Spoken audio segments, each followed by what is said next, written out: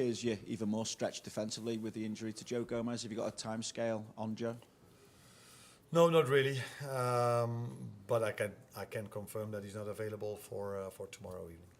Have you been able to speak to Ibu further as well? Just wonder how he's doing. Yeah, of course. I spoke to him. And if you know why he's not here, of course we both know that he's having a hard time. But I'm hoping and expecting him back soon, but also not for tomorrow evening's game. Obviously, you still got Andy Robertson with you. What is the situation regarding his future now? And if he does stay in this window, the fact that there have been discussions of him possibly going in this window, does that mean this is his last season at Liverpool? Well, there are a lot of questions in one. But Robbo is part of the team tomorrow evening, and he's been part of this squad, of this club for so many years. And happy to have him. Good that he's available, because that's something that's quite important for us at the moment, to have players available. And yeah, he will be part of the team, and nothing happened from my side. Is he definitely staying in this window though? It's hard to say anything definitive in this world we are in, but I expect him to stay. Yes. Yeah. Arne, just finally for me, on the one hand, you've got the opportunity to seal your place in the last 16 of the Champions League, having beaten the likes of Atletico, Real, Inter Milan away, Marseille away. On the other hand, of course, the defeat at the weekend saw you slip out of the top 4 in the Premier League, which has led to further scrutiny. What do you feel you have to achieve now this season to kind of quieten the outside noise? No, I think it's going to be really difficult to quiet the outside noise with the position we are in the league. So even if we win a few games, every loss or every disappointing result will start the noise coming back again. That's what you can expect if you started the season as we did. Not started, but at a certain moment with so many losses. So it's impossible to shut down the noise at a club like this if you are not competing for the league.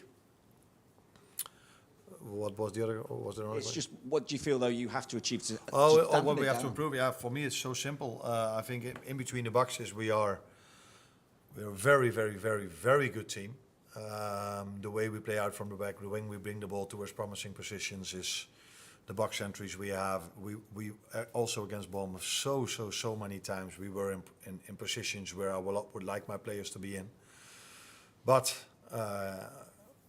killing those moments, bringing it from promising positions towards chances, and if we have the chances, then be clinical and finish it off. That is something where we have to improve. So in that box we have to improve, and in the other box, other teams arrive there 3-4 times a game, but every time they arrive, not every time, but too many times if they arrive, it leads to chances and sometimes to goals. So there's a complete disbalance in how many times we arrive in promising positions and how many times other teams arrive there. But there's not a disbalance in the goals that are scored. And that's a very bad cocktail we are having. And if we can improve in both boxes, we can do very special things this season. If we can only improve in one box, then it's going to be probably an acceptable season, but not more than that. And if we can't improve in both boxes, it's going to be a lot of noise throughout the whole season. Richard? Yeah, just building on that, Arne, when you sort of look at the two league tables, you're 4th in the Champions League table, you're 6th in the Premier League table. Which do you think is sort of a truer reflection of what you've done and your performances this season? No, if I'm correct, it's a bit the same, isn't it? 4th and 6th is quite similar. Yeah, and before the weekend, we were 4th in the league. But 4th in all of Europe in one respect, and sort of. But we are more positive about the 4th place in the Champions League, because in the end it's about finishing top 8 mainly, and it doesn't matter that much, as we know from last season, to finish 1 or 2. So that's why we'll probably be a bit more happy with the 4th place in the Champions League than we are with the 4th or 6th place in the Premier League. Is there a big difference between us in both leagues? No, I don't think so. I think the biggest struggle we have is that we have to play in both leagues, which is what we want, by the way. But too many times after a Champions League game, we've dropped points, or we've lost, actually. A lot of away games included. we've struggled far too many times with being the dominant team, and then you have to be clinical and score your goals, and then it's probably an easy game. But even in the 6 wins, the first 6, we had to fight till the end to make it work. Yeah, and if you then have a double program with the players we have available, with constantly the same players that have those those minutes, have to play those minutes. Yeah, that's maybe not a complete surprise that that in some games, in the end of the game, we didn't saw the same sprints back as we saw in all the other games, or we saw for 80 or 85 minutes. I think it's fair to say that in the last few minutes at Bournemouth, a few players were really tired. At least that was my take on it. That's why I made a few early substitutions, because I wanted to have fresh legs during that. But because of the amount of players we have available, I wasn't able to do the same as the Karabakh manager, to change 11 players and play with 11 other ones tomorrow evening. Beth?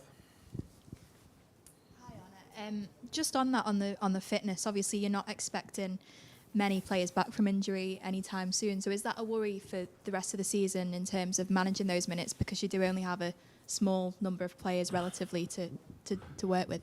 That's not a worry, but that's a difficulty. Because I can assure you that I would have preferred to start with Hugo against Bournemouth. If we probably would have had 1 or 2 days extra, he would have 100% started that game again, because I liked his performance against Marseille. But he was out for injury for 2 weeks, and then he had to play quite a lot of games, and with only one player, number 9, available for the upcoming months, it made sense to me to manage his load as well, and that is what I had to do with more players. Jeremy Frimpong, who was sitting here just before me, is another example of that, giving him another time 90. I think you could see that he was tired just before I took him off. At least that was my take on it. And then it's a big risk to keep him on. But I want to emphasize on the fact how much respect I have for the players that we have, because it's almost constantly the same players that have to play, and they have to do this in difficult circumstances. What I mean with that is, results are not what we want, and we get scrutinized. We all are scrutinized, and we get the criticism that we deserve. But usually, if you get so much criticism, that does something to you mentally. And if you then have to play so many minutes, I can give you multiple examples of players then getting injured. So that's why I have so much respect for my players, that within the circumstances we are in, they are constantly available, except for the 3 or 4 long-term injuries we have. Yeah, and just on Joe, obviously with his injury, is that likely to change anything in terms of the transfer market, or do you expect him back in a relatively short amount of time? I expect him back in a relatively short time, yeah. Lewis? You mentioned, similar question on Saturday, you mentioned like the red zone or risk zone or whatever with the injuries. How hard is it as a manager to balance, you know, the fans might be saying, oh, why aren't you starting Hugo, or why are you taking off Jeremy? But you have to look at the bigger picture of, if you did, they could pull a hamstring or, you know, pull a muscle. How hard is it to balance that? Yeah, very hard. Especially with the problems we were having with the long-term injuries. Because if I would have started Alexander Isak and giving Hugo a rest, then I don't think any fan would have complained. But now I have to adapt with the system, or have to adapt with players in different positions.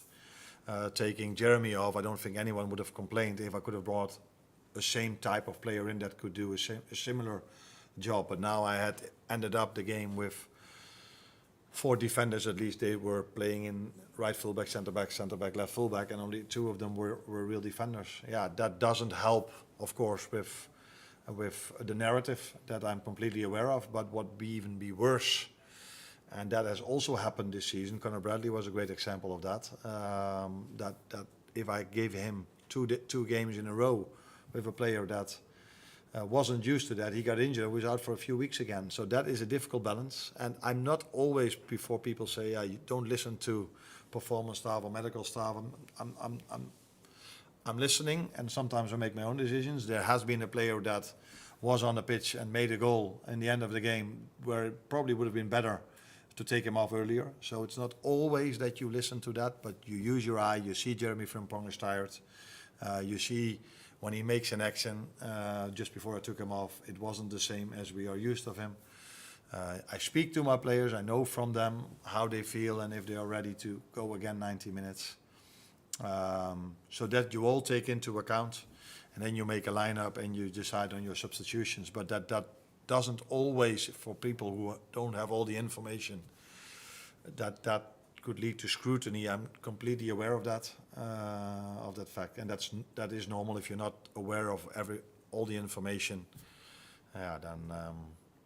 then it's not so strange that you criticize some decisions. But I think if people would knew the struggles I'm facing, they would be more understandable with the decisions I make. But I'm not asking for anyone to be, but it's the situation we're in. No. Hi, Arne. I'm kind of following on from that. Obviously, you explained there the nature of the injury situation you're having to deal with this season. It wasn't quite as bad last season. Obviously, there were some injuries, but largely you had almost a full squad to deal with in the business end of the season. Considering where we are in football with so many games being played, do you think that this injury situation might make you reassess the ideas around squad depth and squad size for maybe future seasons? Yeah, but even if you would reconsider and you come to a different decision, then the question is: are we able to make to change it? Can we make this squad bigger with the money available and the things we can do? So, but last season showed, although I think we were maybe 1 or 2 players short compared to last season in terms of numbers. Yeah, and if you add then 3 long-term injuries to that, yeah, then all of a sudden it's quite a lot. Again, this is not going to be a popular opinion, what I'm going to tell you now, but maybe the reason why we won the league last season is that we had to play Paris Saint-Germain in the last 16, because, as you know, they beat us, and we had every time a week to prepare for our next game. Maybe that has helped us as well. Maybe if we had to double that program, which Arsenal had, and they dropped a few points in that period of time, that has helped us in winning the league. So we are aware, every manager is aware, the bigger squad you have, the better you're equipped that you are for that many games. But I'm also aware of the fact that even today, I had to disappoint 1 or 2 players that would prefer to play. Now, and if you have 10 or 15 who want that's also not a good thing to have. So it's not an easy balance to find, but obvious because of the 3 long-term injuries. Now it's a disbalance. That is obvious.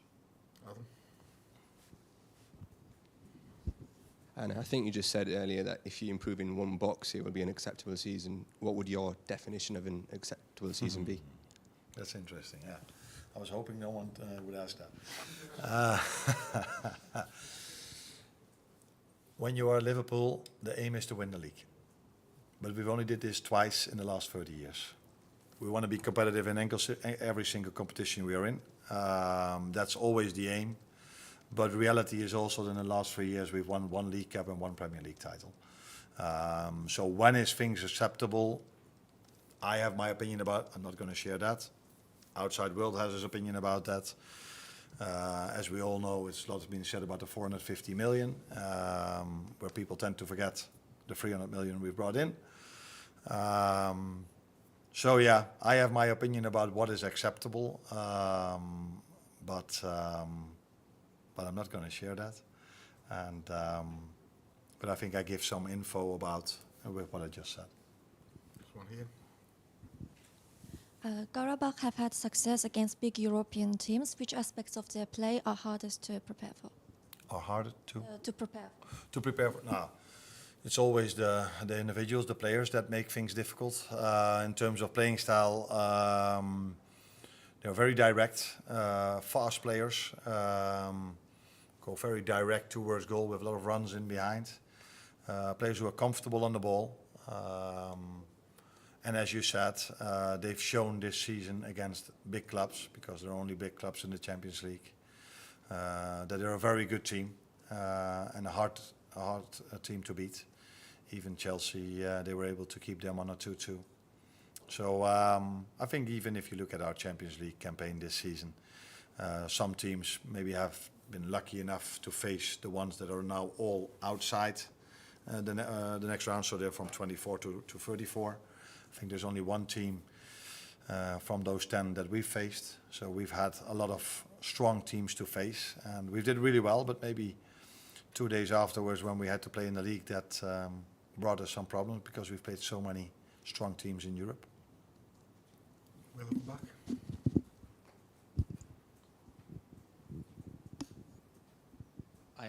Given the number of defenders you've got, Wataru Endo, I assume, is an option tomorrow like he was at Bournemouth. Is he ready to play successive games and maybe on Saturday as well? He might be needed against Newcastle, given that he's not long back from injury. How's his fitness and how's he been behind the scenes this season? Because he hasn't had a lot of football. Yeah, that is interesting that you say this. Maybe you say this because you just listened to me and because he's been out with an injury for quite a long time. Had to play against Bournemouth quite a long time, and now tomorrow a game coming up and 3 days later another game coming up. As I also said, that's not the only way I decide on my lineup. Tactics are involved in that as well. And it's for sure that at centre-back tomorrow there will not be a centre-back. There can only play a midfielder over there because there are no centre-backs available, apart from Virgil, who is one of the players I credit a lot for him being fit all the time. At his age, constantly be ready to play another 90 is something we should not take for granted. Coming back on what is acceptable for me, I can say if we improve in both boxes, I think we're able to win something this season. So, and if we only improve in one box, it's going to be really difficult to win something this season. Last one over here. Just speak to the mic.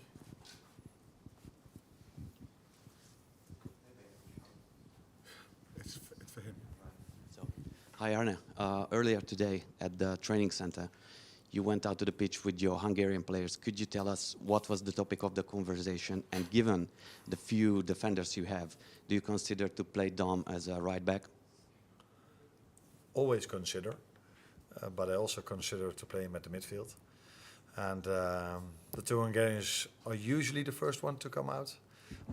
Yeah, indeed. Yeah, indeed. Is there a reason for that?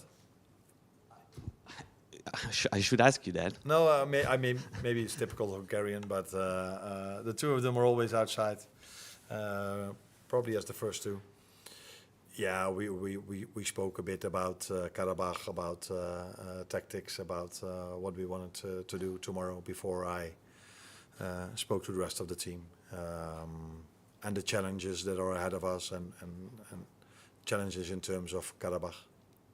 So we spoke about that with the three of us.